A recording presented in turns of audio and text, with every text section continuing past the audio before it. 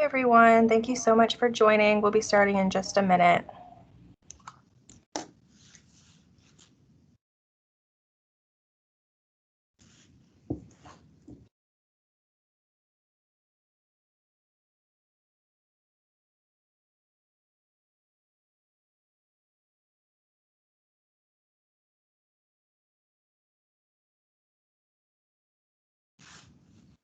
Yesterday I got this.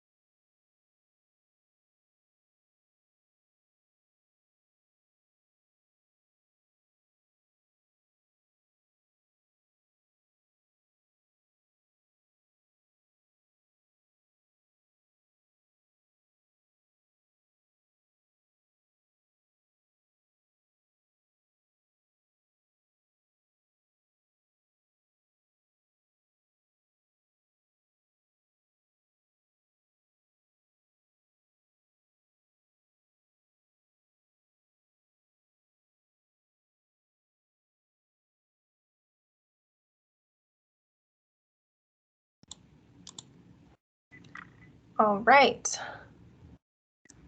Rachel, hello, everyone. Sorry about that. Wow. No worries. Yeah, we just had some technical difficulties getting our speaker online, but we are all here now, and it's good that we waited to let everybody trickle in anyways. And if more people join a little bit later, that's fine as well. So we can go ahead and get started.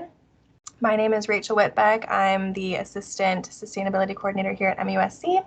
I'm here with my supervisor, Christine von Kalnitz, the Sustainability Manager. She is in the room right next door. We do have COVID policies here. Yes, there she is. So we would like to welcome you to our OneRegion Roadmap edition of our monthly Conversation Cafe. A little bit more about MUSC sustainability. Our mission is to build healthy communities by inspiring and implementing solutions to environmental, social, and economic challenges.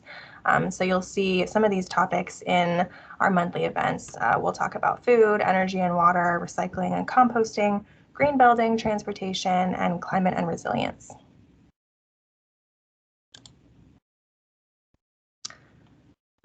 So Christine, if you wouldn't mind maybe putting this in the chat at any point. We do have a lot of ways to stay connected with MUSC sustainability. So we do have a monthly newsletter, which you can sign up for if you haven't already at our website, which is musc.edu/gogreen. We are also on basically every form of social media at MUSC Go Green. We're on Facebook, Twitter, Instagram, YouTube, and now we are on LinkedIn as well.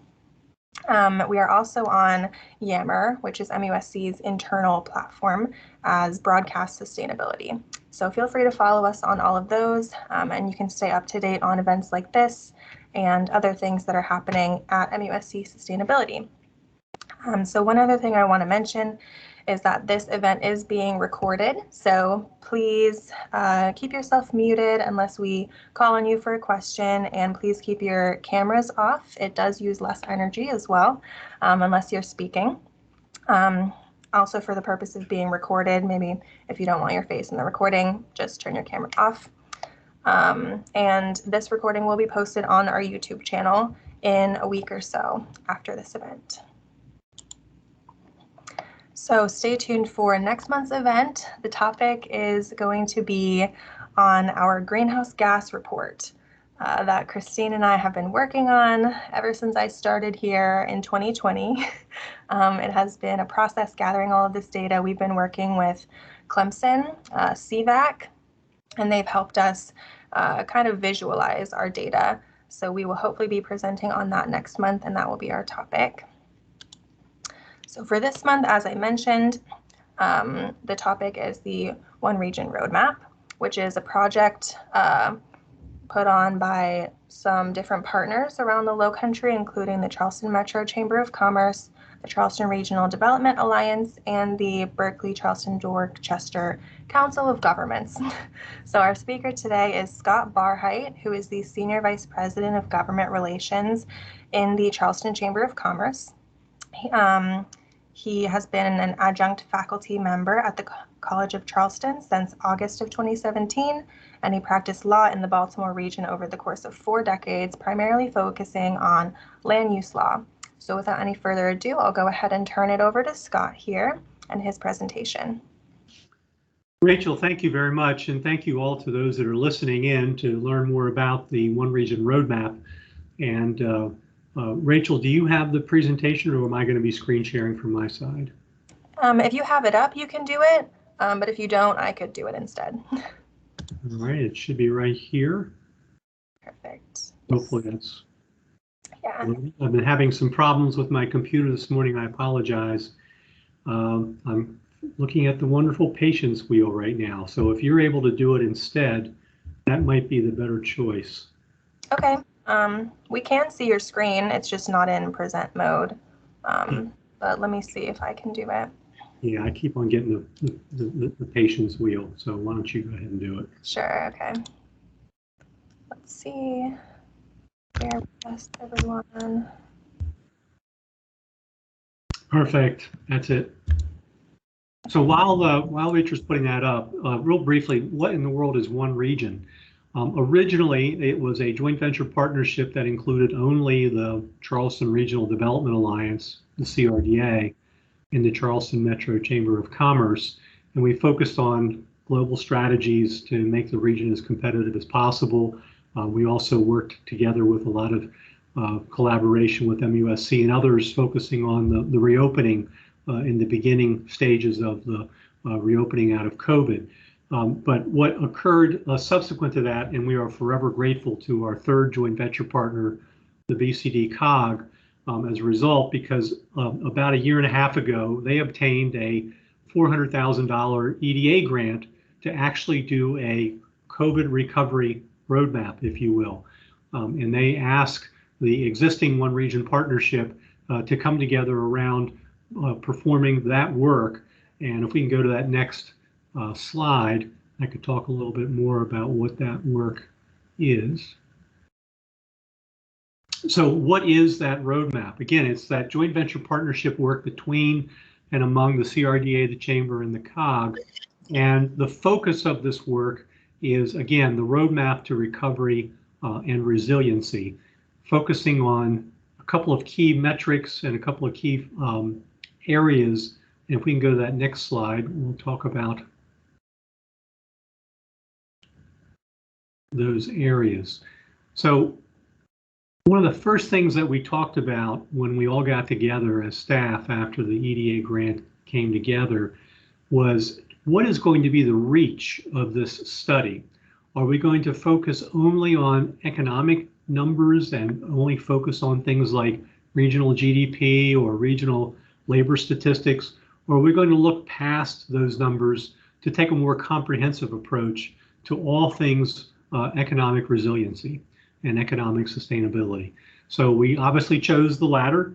and expanded to go beyond the typical employment numbers to look at issues that related to health, entertainment, travel, education, the effects of remote work, to try and expand the reach of how we would focus on creating the roadmap for recovery. If you don't mind going to that next slide.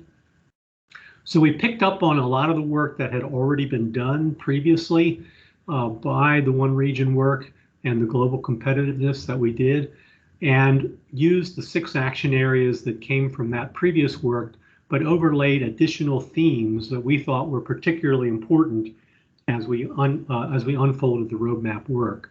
So the 2 themes that came out were first equity, and then second economic momentum. And then we worked those themes into all of the research and all of the outreach that we did to look through those 6 action areas that are there. And when you see affordability, think housing affordability, global fluency, infrastructure, think all manner of infrastructure, not just roads and bridges, innovation, entrepreneurship, talent, think all areas of not only workforce development after K through 12, but K through 12 as well, and then obviously quality of place, issues around development, etc. So that was really the focus of the work and the lens through which we began the work. If we can go to that next slide, please. So inherent in any of this, of course, is proper engagement. And I'm not going to read the numbers on the left there, but the real focus here was to try and broaden the voices that we heard as much as possible. We did that through outreach with focus groups, where we sought as many diverse voices as possible. We had over 170 participants in the various focus groups. We also did 2 different surveys, which we had over 1,600 surveys completed.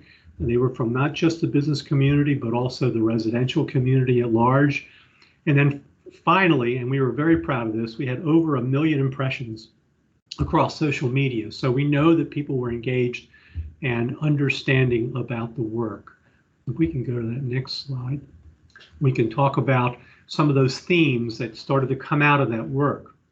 So these are the 5 primary recovery areas or recovery themes that started to resonate with the focus groups. I'm not going to read all the words there, but obviously housing affordability, workforce training, broadband accessibility, and think about all things in the digital divide, not just erecting towers to broadcast signal, intentionality around growth, so trying to avoid sprawl, focusing on density where appropriate, and then all things education and job readiness. So if we can pop to that next screen, you'll see that coming out of that were different kinds of strategies. And again, I won't read the screen to you, but as we did the work, it became more and more apparent to us the importance of having this be more than just a study, to have it actually become an implementation report. How are we going to actually affect in a positive way these topic areas? And so we started to create actual strategies and tactics that would work towards that. So if we can pop to the next screen. So where are we in this process? And where we are is 13 months in. That began again with identifying the project goals and themes that I first spoke about and working internally to understand how we were going to basically reach out to the community. And before we did that, we did an internal SWOT analysis to make sure that we understood the strengths and weaknesses that we could before we reached out. Then we began that outreach. That was first with a group of focus groups, then later business surveys and resident surveys. And we came back inward again as a staff, along with our expert consultants, SB Friedman out of Chicago, to say, okay, what did we learn? Was it consistent with where we were headed, or did we need to turn again? Came back with some more specific strategies, and then took that back again to the focus groups. And now, after we've heard back from the focus groups again, we're working on the draft plan. And we'll get to more information about this in a second. But where we are now is at the point of taking that draft plan and disseminating it as widely as possible to get as much feedback as possible from the overall community. through a virtual public meeting series that will last 3 or 4 weeks. After that happens, we are then going to reconvene. What did we learn? Bring those ideas back together again, and then begin the process of disseminating the final report, which will begin with presentations to the BCD COG board, and then transmitting it outward from there through a public relations campaign so that folks can better understand what is the focus of the work going forward. So if we can go to that next slide, please. This is a little sense of what the virtual public meeting outreach is going to be like. We're going to have a mobile app that will allow folks to not only, if they want, read the entirety of the report, but in a more simple way, read summaries of the report, better understand what the data was that was behind a lot of the analysis that has been done, and then also give people an opportunity for input. What is your reaction to what you just heard? These are the different strategies that are going to be identified in each of these areas, these 5 areas. What do people think about that? And can they give us ideas of how to prioritize it going forward? So if I can go to that last slide. So again, this is about OneRegion and the OneRegion roadmap, which we've headed off as opportunities for all. This is a QR code that you can use and scan to get access immediately to the information that's available now.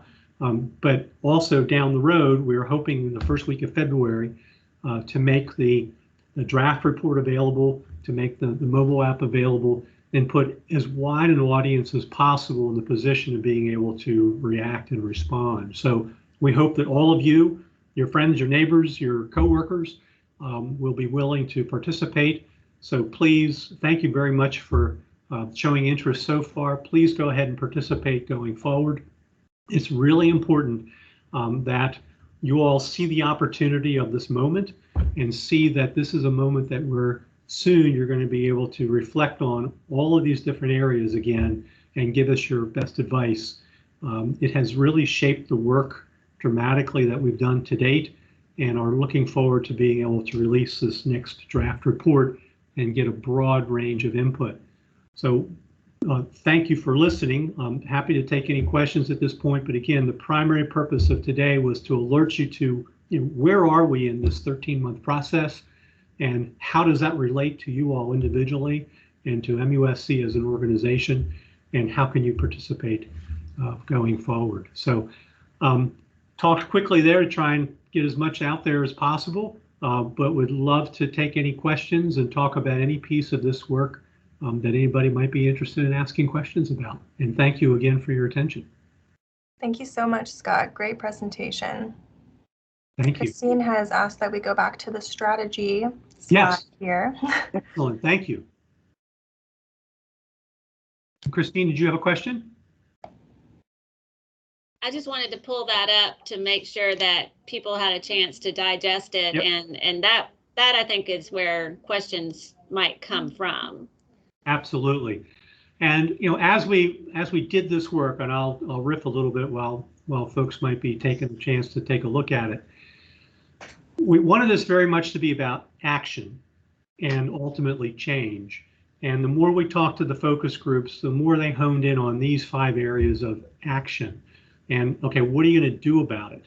And so the model for that action is when the report comes out, it'll have strategic actions that can be taken under each of these 5 areas.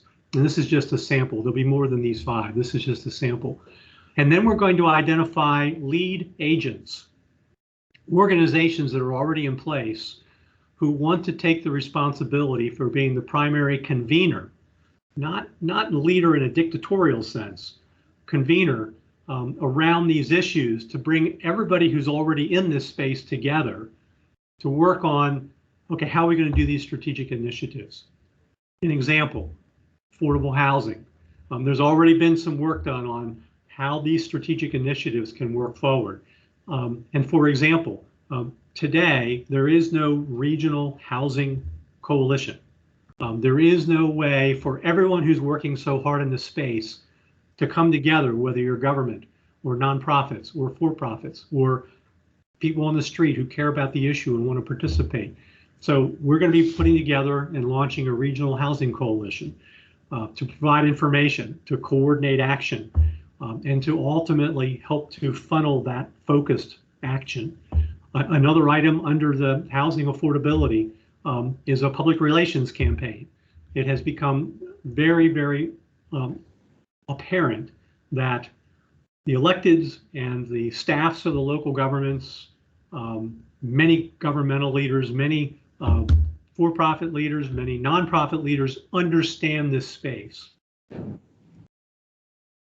and why it's so important that there be housing for all ranges of income in all communities. That view is not shared by a large majority of our population.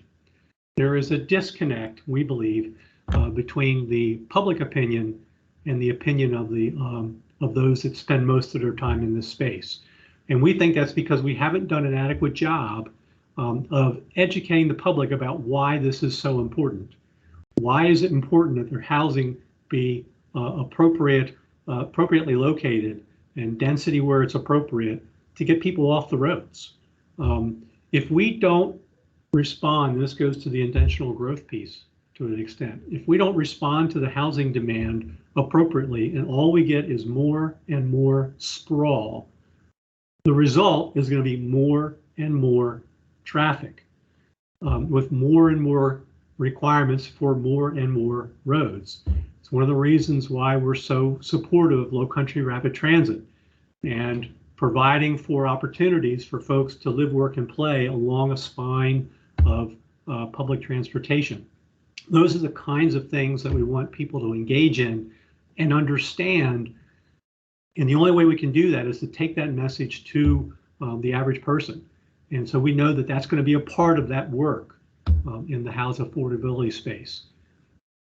So I'm all excited about this. I can go on and on for years and days, but I want to pause there and see if folks have questions, and hopefully that spurs some thought. Well, I did have one question. I know the city of Charleston is working very, very hard on sea level rise. Yep.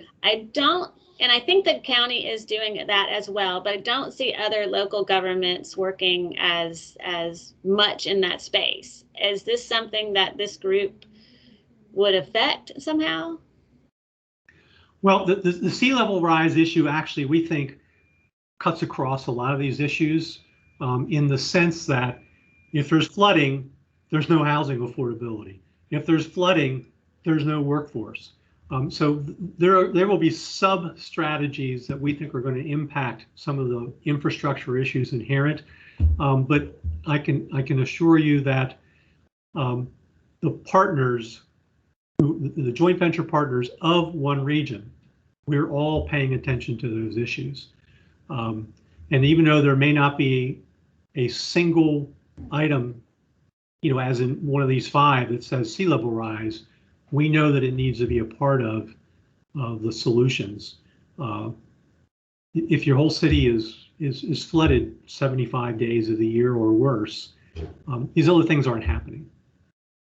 Yeah, it definitely needs to be integrated into everything. Right. And, the other thing that the city is doing that I don't see other governments working on,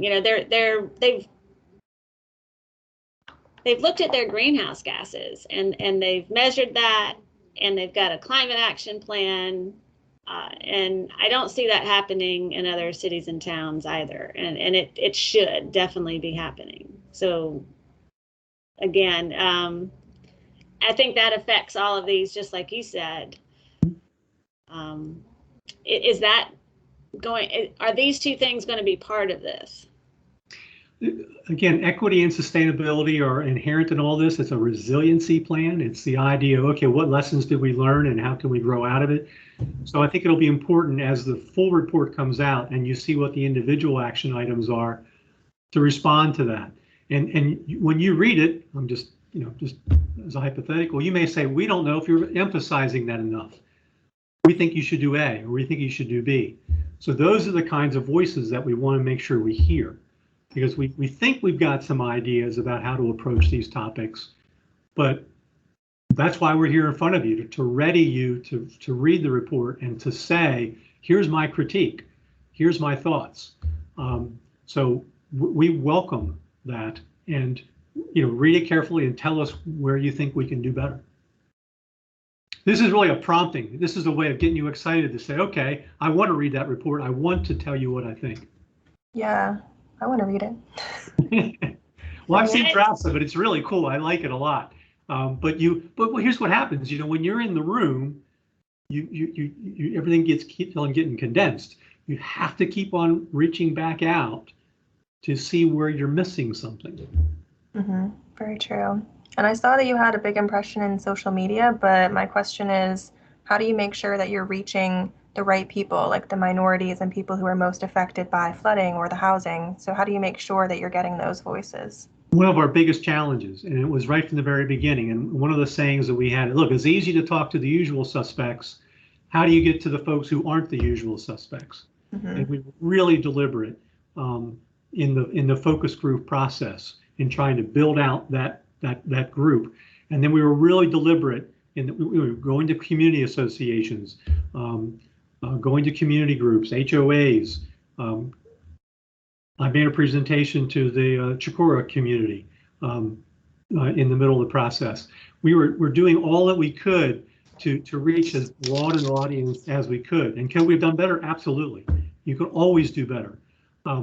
But it's also why we're doing these calls, because for example, one of the groups I also went to was the Rotary, and said, hey, look, broadcast this to everybody, whether it's your next door neighbor or the folks that you're having a cocktail party with on Friday night, or the folks you go to church with or synagogue with on the weekend, whatever. Push this out, and the more that it can be grassroots in that way, the better. So we were very deliberate about identifying organizations, but we've also been really deliberate about encouraging folks to use each of their individual networks as well. Yeah, gotcha. Great. And you've hit the challenge. That's the biggest challenge, is how do you reach? Yeah. And you've just got to keep on trying. And it's a pretty good track record. You saw the numbers. Do we wish it was 10 times that? Absolutely. Do we wish it was 10 million instead of 1 million? Absolutely. Well, this is being recorded, and we'll put it on our website, and it's something that also can be used to be sent out to other people as well. Yeah, we'll be advertising this for sure. Thank you. We really appreciate that. That's what this moment is about. It's this 13-month mark, is to prime folks that, look, we're just about there. And the other thing is to make mention of is, as these lead agents are identified to convene in these areas going forward, they're all going to be convening. They're all going to be gathering folks that care about these issues to then prompt action. So, not everybody's going to care about all the same issues, or they might all care about all of them, but only have time for one, or time for two, or expertise in one.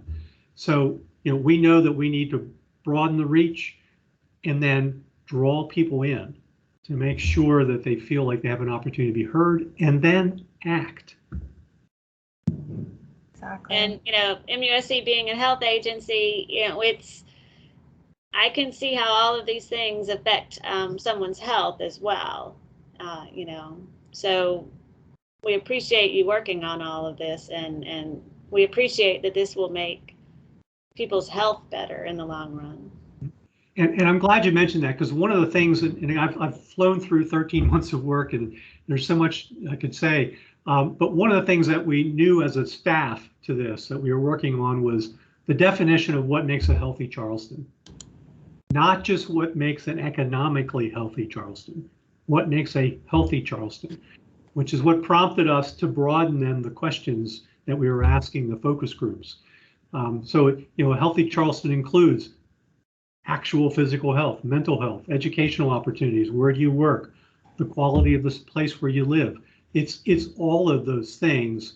And the challenge that we had was, okay, how do we level set to measure that, and then come back and look at how we're doing, but then also saying, look, there's 1,000 things that need to be done, but how do we narrow that focus enough that we can actually advance the ball in some areas and then come back? So you guys are getting a sense of the work for sure. If anybody has a question, you can put it in the chat, or you could even raise your hand. There's like a button for that, and we can let you speak if you would like. I see a couple of people are typing.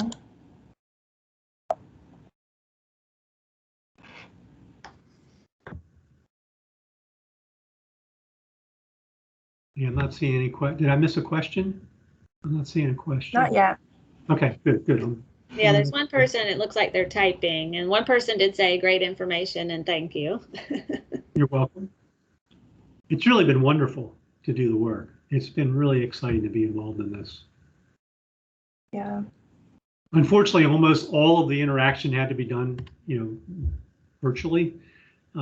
Wish we didn't have to do that, but I guess it was right, since it's a COVID recovery plan, that we would be forced to do that in a recovery world, in a COVID world. Oh, good. Thank you for being interested in being more engaged. Very much appreciate that. Yeah. Well, if there are no other questions at this moment, feel free to contact me directly. I think you guys have my contact information. Feel free to share that. Yeah. And Yeah, I can send feel that free out. to share that. Again, the staff of this effort is being jointly staffed by the COG, the CRDA, and the Chamber. So among the three of us, in terms of the staff members, we'll be able to get back to you, I'm sure. I'll put your email in here right now. Thank you. Thank you so much for joining us today. It's been great to hear about this, and I think you're going to get more people engaged every time you give a presentation, and I agree, that is what's needed, engagement. Yep. Very much appreciated. Thank you all for your time. Thank you so much. Thank you.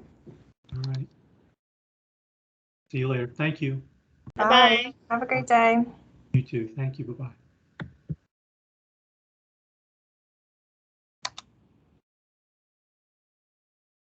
Okay. I've just put Scott's email in the chat. If anyone has any questions that they think of, feel free to reach out to him.